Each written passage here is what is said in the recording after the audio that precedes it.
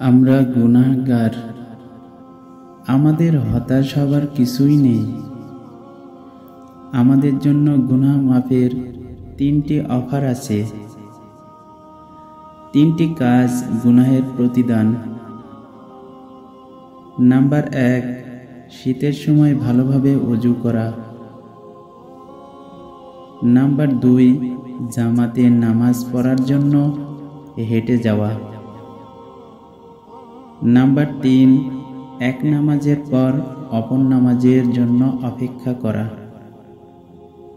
আমাদের পরবর্তী কন্টেন্ট 3টি গুনাহ করলে ঈমান চলে যায়।